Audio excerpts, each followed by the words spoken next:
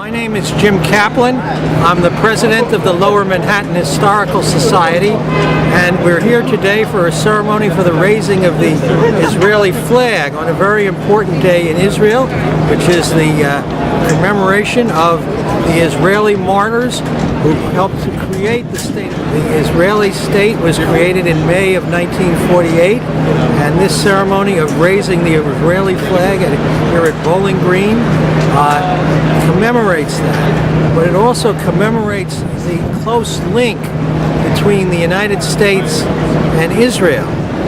In fact, this is a very historic place. In back of me is a plaque which says Evacuation Day Plaza. Evacuation Day was the day on which the American government began. It was here that George Washington took control of New York City, the last place where the British were occupying, and they raised the American flag. And that was the end of British occupation and the beginning of the United States government. It's also important to note when we raised the Israeli flag that it was the British who were occupying Palestine, and it was the British who were going to have to leave Palestine. That was exactly the same situation that occurred here almost more than 200 years earlier on Evacuation Day in 1783. It was here where we raised the American flag and the British left, and it was also in Israel and they raised the Israeli flag. Well, where do you want me? I'm going to raise the flag. Come a little closer, everyone. Come. Everybody! This is not the synagogue. Come closer. And speak loudly. Speak loudly. Let me begin by saying thank you to all of you for being here today. But I have to acknowledge two very special people. And only in America does such a thing occur. Years ago, I received a phone call from someone who's standing right here, Ibrahim Kurtulus. Ibrahim Kurtulus is of Muslim descent. He's from Turkey. And he said to me, we're going to have a demonstration against terrorism. We want the Israeli flag there. And because of his determination, we made sure that an Israeli flag would be present next to the Turkish flag. Years later, Bowling Green, I get a call from a Christian named Arthur Piccolo. And Arthur says, we raise all these flags down here, why not the Israeli flag? So in America, a Muslim and a Christian were saying to the Jews, you stand tall, you be proud of who you are. So I just want to say thank you to the two of you. And for many of us, the day has finally come where we can proudly stand without fear and say we are Jewish. We stand with our friends in America, so today the Israeli and the American flag will be placed together. In Hebrew, the word for bones is atzamot. Atzamot. The word for independence is atzmaut. In atzmaut, you find atzamot. In freedom, you find the word for bones. And it is because of all those who gave their lives, who sacrificed their bones, that one day we could be free. So this is a very, very special moment. My father, whenever he would go to the cemetery, would look down at graves and say, Mizan and Do, we're here. We didn't forget you. I'm sure in Israel, Yom HaZikaron, many go to the graves and say, we didn't forget you either. And we also remember that after the memorial comes the celebration of Israel independence. So thank you for coming to both.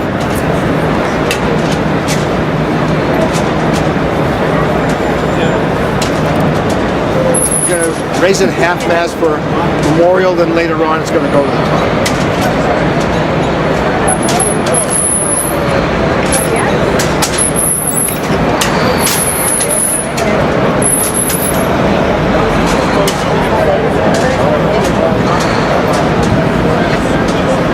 Let's get Cheryl. Right behind you, And come on. Ellen, come on.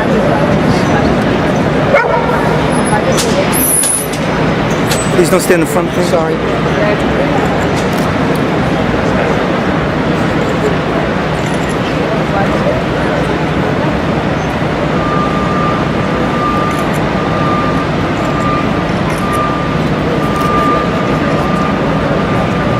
All right.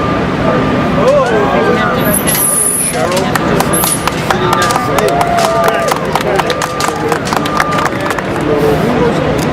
member Matthew Eugene. Thank you very much.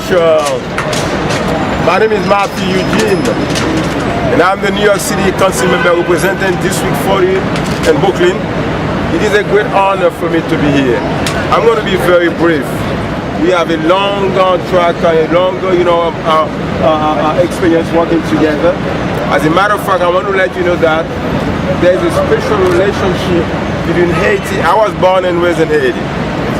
There's a special relationship between Haiti and Israel.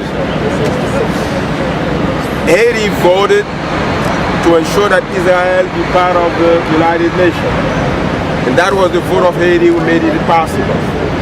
And we Haitian people, we are very grateful to Israel because of the support to Haiti after the earthquake.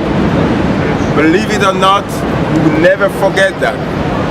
The first country to be there to organize an emergency hospital to save life was Israel. And thank you very much, because Israel is a great friend of the United States of America, a great country, and Jewish people, the contribution of Jewish people to the United States and to the world is remarkable. It is an honor for me to be here, and I want also to take a moment to express my sympathy to all of you who lost loved ones, and also my prayers go to the family of those who lost their life also. And it is a great moment to celebrate the independence of Israel, because all of us in the United States will benefit from the friendship of Israel. Thank you very much. Thank you.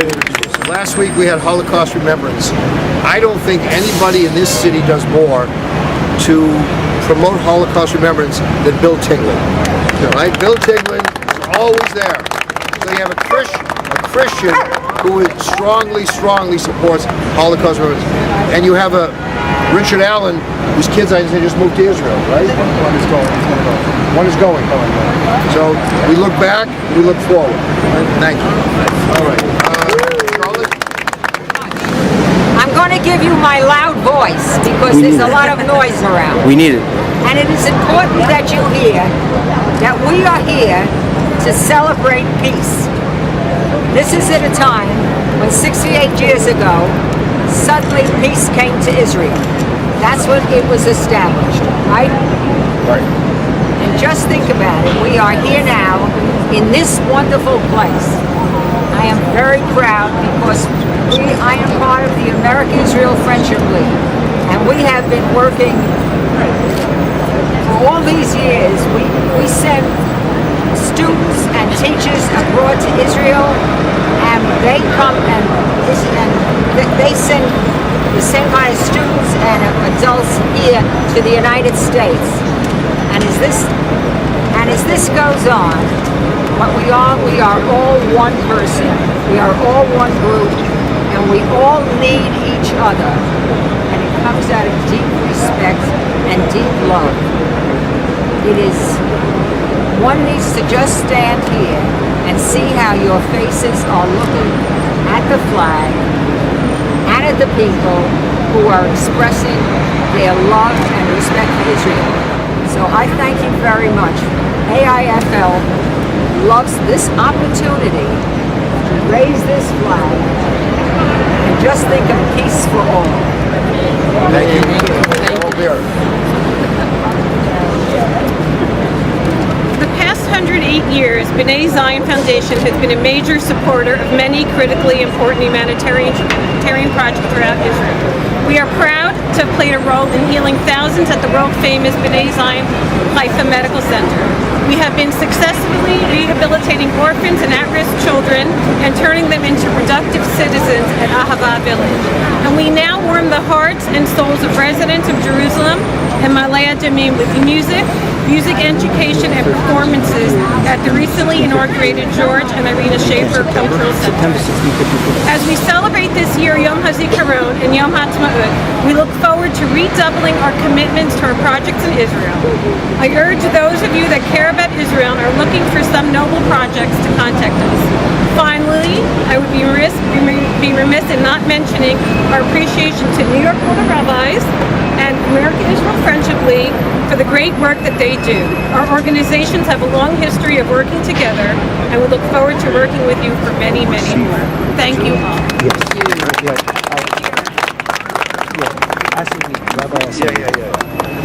By the way, you should know, and Arthur just emphasized, the first group of Jews arrived here 1654. Bill, what kind of day was that? 1654 in September. Arrived in this place. By the way, all of you invited to come back here. Hanukkah, we're going to have a special candle lighting ceremony. All right? So thank you, Rabbi Potasnik. Such an honor to be here in the company of such distinguished leadership, Ambassador Roni, and so many of you. I'm just thinking about today. Today, of course, we all know it was Yom HaZikaron. In Israel, the entire country came to a standstill for 2 minutes earlier today. Young, old, religious, non-religious, they heard sirens, and everyone got out of their cars to pay tribute, to give honor to brave men and women who gave their lives to defend, to support, to strengthen the land, the state of Israel. I think that for us living in the diaspora, it's difficult to relate. What is Memorial Day for us here in this country? But they're giving their lives, and it's something that we should never take for granted, and to appreciate the fact that we have a state of Israel. This is something that for 2,000 years, 2 millennia, Jewish people cried and wept and they were persecuted, and finally, thank God, they long for this day, and in the last 68 years, we've merited to have this. We should never take it for granted that we've returned home. No words can express enough our indebtedness to the soldiers of the IDF. So I think that now, as we're entering Yom HaAtzmaut, we have to give thanks. We have to show our appreciation. We have to recognize how awesome the rebirth of the state of Israel, the Jewish language, Hebrew, reborn once again, Kibbutz Galiyot, the ingathering of the exiles, a world-class economy, a first-rate army, just so much to give thanks for. Ki mitzion teitzei Torah udvar Hashem Yerushalayim, that the Torah that we so enjoy so much is rooted from the land of Israel. And just finally, I'll just conclude that how, especially we're standing here in the financial district, we should give gratitude and also pay attention to the role that we played as individuals in the building of the state of Israel. We went and we took coins as little children, we put them into those blue boxes, and we went and we planted trees for the state of Israel, and we made donations to orphanages and to hospitals and to yeshivot in Israel to lend our support. Just think of the advocacy, lobbying in Washington by the UN. We all played a role. Of course, there's more for us to do, and of course to continue to support, to continue to contribute, to make a difference. Am Yisrael Chai, how we have to give gratitude. Baruch Shechiyanu v'kiyamanu b'yanu lazman hazeh. We should bless God every day, thank Him for His divine providence and for looking out for us that we merit to this time. Thank you. Thank you very much, Rabbi Potasnik, my dear friend. Thank you all for being here, and thank you for honoring me, the representative of the State of Israel, with this great gesture. And just to continue the words of Rabbi Shlush, New York and Israel have a very special relationship. Only today, Yom HaZikaron, we commemorated the legendary Colonel David Mickey Marcus. Not too many people know that the first general in the Israeli army was a New Yorker. And he was not only a New Yorker from Queens, he was the only high-ranking officer from a foreign army that came to volunteer and help us win the war and build the IDF. The Israel Defense Forces is built based on the plan outlined by Colonel David Mickey Marcus, who became the first major general in the Israeli army. David Mickey Marcus is buried in West Point, and he made history because he became the first American soldier in the history of the United States that is buried in an official military cemetery, although he died while fighting for another nation. There is no other soldier like that. And that's why on his grave it's inscribed, "A soldier for all humanity." The city of New York had a lot to do with the establishment of the State of Israel. You had a lot to do with the establishment of the State of Israel. It's here when our first Prime Minister met his wife. David Ben-Gurion met Paula, and they got married 5 minutes from here in 1919.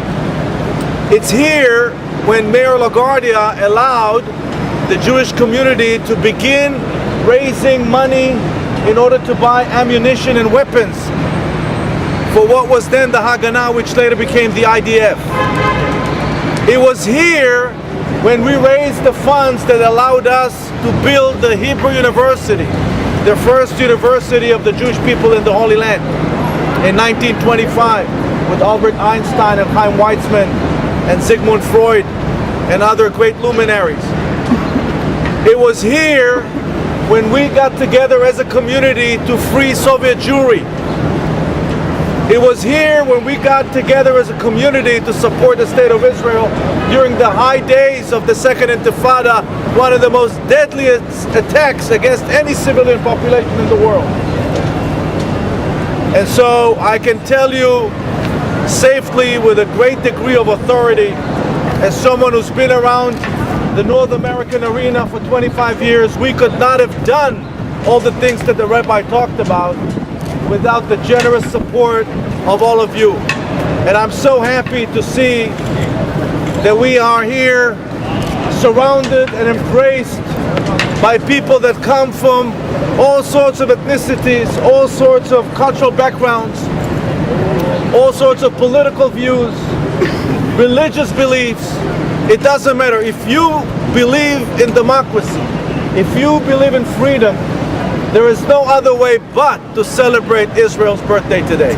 Thank you all. Thank you so much. Thank you. American national anthem followed by the Israeli national anthem. We'll then have the Iskor service. We will say the prayer.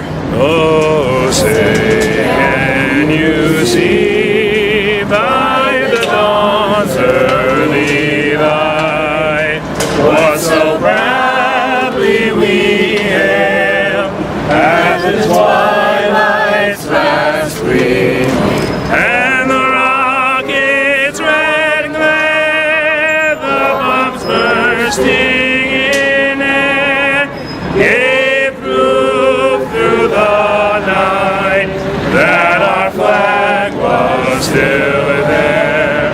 O'er the land of the free and the home of the brave. Todo Aleva Inima Nefesh Yehudi Omiyah Ulevater Mira Ganima Ayim Lezion Sophia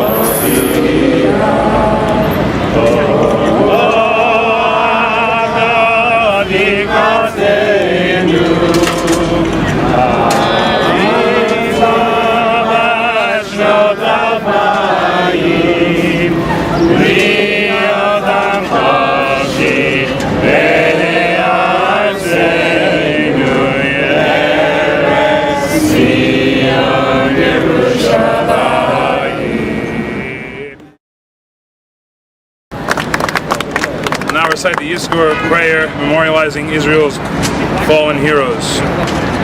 Yizkor Elohim et nishmot banav giborav chayalei tzva haganah Yisrael shenaflu b'milchamot Yisrael b'pulot haganah tagmul u'bitachon u've'et miloi tafkidam. Nishmot kol lochamei המחתרת וחטיבות הלוחמים במערכות העם שחרפו נפשם למות על קדושת השם ובעזרת אלוהי מערכות ישראל הביאו לתקומת האומה והמדינה ולגאולת הארץ ועיר האלוהים. מנשארים כלו ומאריות גברו והיחלצם לעזרת העם והרבו בדמם הטהור את רגבי אדמת קודשנו. זכר עקדתם ומעשי גבורתם לא יסופו מאיתנו לעולמים, תהיינה נשמותיהם צרורות בצרור החיים עם נשמות אברהם, יצחק ויעקב ועם שאר גיבורי ישראל קדושיו שבגן עדן עד עולם. אמן.